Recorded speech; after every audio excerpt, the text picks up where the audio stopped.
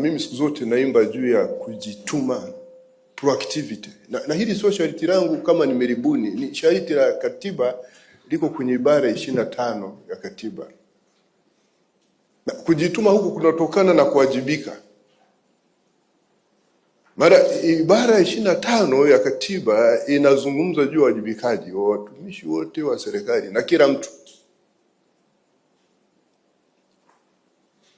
Katika hotuba yangu nikiongea na wasajili tarehe 22 Desemba nilizungumza kwamba hatuwezi kuishi kwa maelekezo. Hatuwezi kuishi kwa maelekezo. Sisi ni binadamu, tuna akili kuliko wanyama. Tunatambua wajibu wetu na tunapaswa kujua kwamba ili kama binadamu tuweze kuendelea kimwili, kiroho na kiakili, inapaswa tufanye nini na kuchukua hatua. Lakini zaidi kwamba sisi ni binadamu, tuna akili. Sisi ni viongozi, tena viongozi wenye dhamana kubwa ambao tunapaswa tuigwe katika taifa hili. Hatuwezi sisi kuishi kwa maelekezo. Sasa maelekezo yataharibu mahusiano tulionayo. Kwa sababu maelekezo yana tabia kuwa na ufuatiliaji. Maana maelekezo yanakuja na sanctions. Hatutaki kuharibu mahusiano hayo. Kila mmoja awajibike ipasavyo.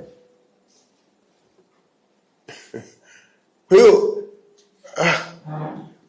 na hii akili ya kwamba tunazungumza hapa, watu wanaohusika kutekeleza hawatekelezi, wanasubiri kikao kingine, hatutakuwa na utamaduni wa aina hiyo. Mimi nimeshasema mahakama inapaswa iwe ya mfano. Mahakama ndio kimbilio ya kila mtu. Hata mimi nikifanya kosa, mkitaka kunishtaki, mtanileta tu hapa mahakamani. hapa mahakamani. Sisi wenyewe lazima tuwe mfano. Na mafanikio kama yote lazima yawe yamechangiwa na kila mmoja wetu, ana sehemu ya kutekeleza. Hayawezi kuwa ni kwa ajili ya msukumo kutoka kwa mtu mmoja.